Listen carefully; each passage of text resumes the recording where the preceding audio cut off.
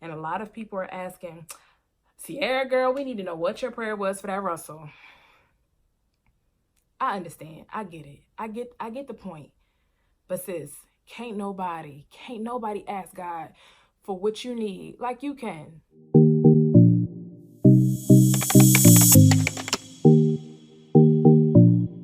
So moving on to my red flags and non-negotiables. Now, ladies, y'all know we have this issue with seeing red flags and ignoring them. Like the red flags be just like, and we be like,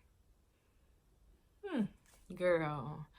And you know what I'm realizing? Sometimes you just can't be so sure of which one is the red flag. Like, is this a red flag, or am I just being like a little bit like impatient / unreasonable? Because that's kind of like one of my biggest issues, because I honestly can be a little bit unreasonable and impatient and selfish at times. But for the most part, we know what a red flag is. You know what a red flag is. And if you don't, I encourage you to do this. Write down your non-negotiables, sis. Write down what's a red flag to you. Like, not spending enough time with you or you not having enough time for me is a red flag. Whereas though other women be like, girl, I like my alone space just that much. My alone time is just that precious to me that I don't need to see you but once a month, child. And I'm like, hold on, what? I need to see you a few times a week. So what's going on here? That's a red flag for me. Whereas though for the next, it might not be. Now, you know, we talking line and, you know, other women, now we know what those red flags look like. Those are more obvious ones. Those aren't red flags. Those are get the heck out of Dodge. Those are run and run quick, and I've ignored those too. One, not self-aware. Like if you are not able to self-reflect and see yourself. And the reason why I say that is because I have had cases where I'm like, yo, like this is a problem. Like I've noticed that this is a pattern. And basically they'll try to like turn it back on me. Like, you're insecure. That's just you. You the only person who think that. I ain't never heard that before from nobody. I don't care. You need to self-reflect, bruh. Even if I don't fully agree with you, maybe I need to adjust in that area. Maybe I need to do something about that. But if you're not able to do that, it's going to be really, really hard for you to take ownership for anything else in a relationship if you cannot first take ownership for yourself and how you operate. 2, closed off, detached, and emotionless. Gone are the days. Gone are the days. If you one of those that's just like, you just not emotionally available, emotionally healthy, emotionally sound, emotionally aware, bruh, red flag, non-negotiable, keep it pushing. Again, you have to be in tune with your emotions, be in tune with yourself, be in tune with how you feel. That detached thing, like, I'm not really going to attach to you or allow myself to get too close to you or like really open up to you. Like, gone are the days. I'm too old for that too. Gone, head somewhere, be good, be great, and all your greatness over there. And like closed off, like I have to literally try to like pull out of you. How do you feel about me? How do you feel about this? Where do you see us going? Gone are the days. I ain't got time. Not doing that. Not doing that with nobody's son. Okay. So red flag, non-negotiable. Number 3, doesn't want / value marriage. So I have heard men who straight up be like, I might get married. Marriage is like a piece of paper. Marriage is like a business deal. Marriage is, I don't see the point. Or, yeah, but we could get married, but why we might as well just get married after 10 years. It's all the same. I'm still with you. You still got me. No.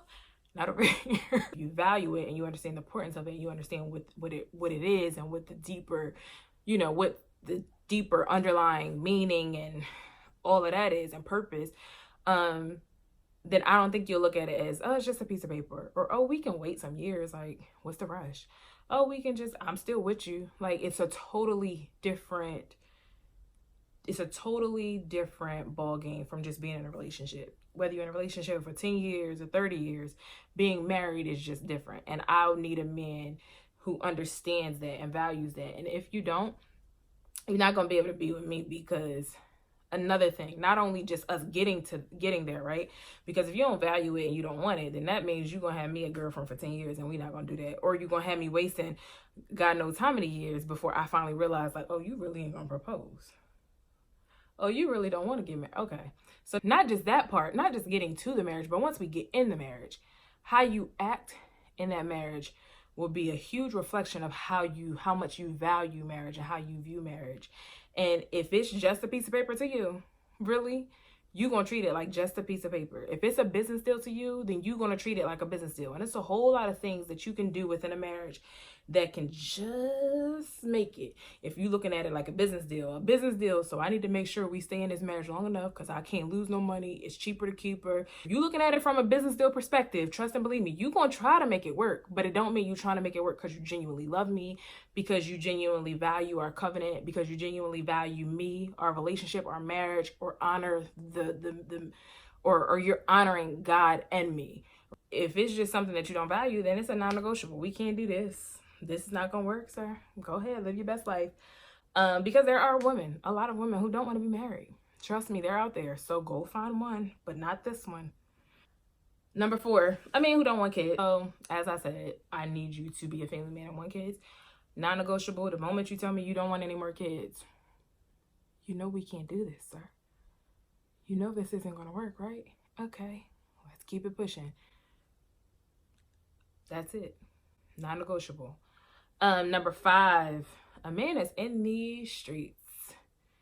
In the streets, I would say had been in the streets, but I don't really mind. Like if you really, really changed your life, I'm okay with it. But that even that halfway tiptoeing in the streets, I ain't doing it. I done did that. I done had the jailbird. I done had the drug dealer.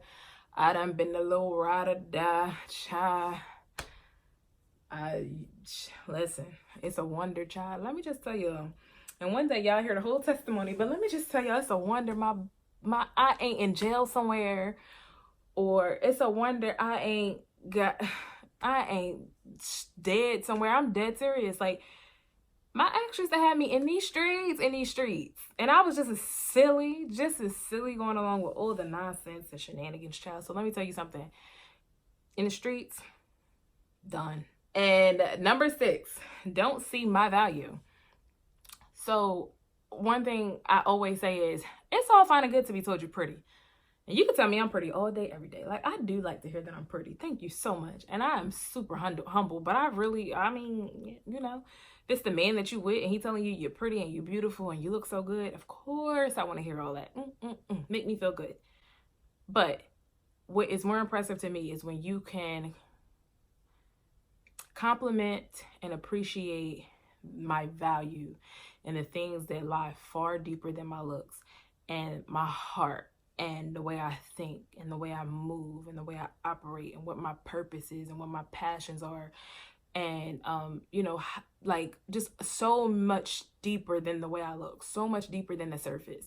And when you can really connect with that and you can value that, man, that's a beautiful thing. So the moment that I see that you don't value that, and I think that that's one of the things for me, like I've been in relationships where I knew that they didn't value that because of the things that they would say. Like they would call out the fact that, oh, you ain't grow with a father in your life, child, so you don't really know how to love a man, or you like just nasty stuff, right? Just nasty stuff. And it'll be the nastiest stuff, but it's almost like they're just nitpicking at everything that they know that has literally affected your life in some kind of way that you didn't have control over, right? And so while there may have been effects that may play out in our relationship, you're calling out and you're harboring on things that were beyond my control.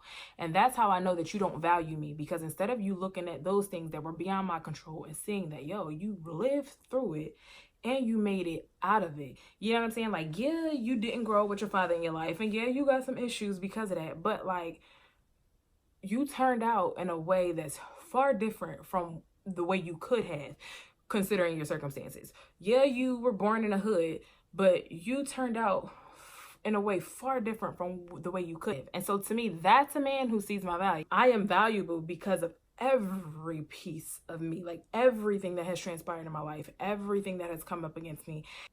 And so if you can't see that and if you can't value that, then we can't be together. So I'll leave y'all with this. Write down your list of what you want. And when I say your list of what you want, your expectations, sis, it's okay to have expectations and it's okay to establish what it is that you want. Now, if you saying, I need him to have 6 figures, I need him to be 6'1", I need him to be chocolate, I need him to have a beard, I need him to have a whole full sleeve, I need him to work at Barclays, I need him to drive a Benz. Okay, if it's that specific and detailed and that superficial, then I'm gonna need you to check your heart, number one. And then I'm going to need you to go back to the drawing board. And I'm going to need you to ask God, what is it that I need in my life to support me and my heart? Because you know me better than anyone else. And you know what it is that I've been through. You know the voids. You know the heartbreak. You know the hurt. You know my past. And you know my future. And I need you, Lord, to take all those things into consideration. And I need you to establish in my heart and write it in my heart and put it in my mind what it is that I need from a man. And a lot of people are asking, Sierra girl, we need to know what your prayer was for that Russell. I understand. I get it. I get the point. But sis, can't nobody ask God for what you need like you can. Don't nobody know what you need like you do. And won't nobody else clarify that to you and for you but God.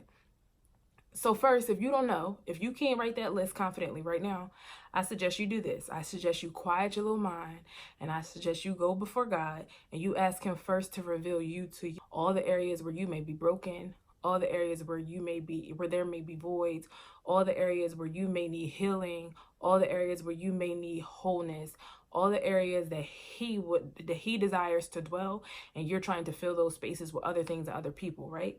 And so first you let him operate on you. And as he do that, I can assure you, he will also start revealing to you and making it clear to you what you need in a partner. Speak to the broken parts of me and how he's going to be able to encourage me and how he's going to be able to push me in my purpose and how he's going to be able to grow me and cultivate a safe space for me.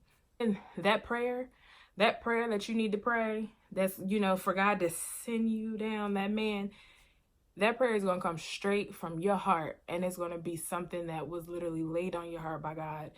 And not the next woman's prayer for her husband, because what Sierra need ain't what you need. Russell is taken. You don't need another Russell. You need your man. And your man is not going to come to you by way of Sierra.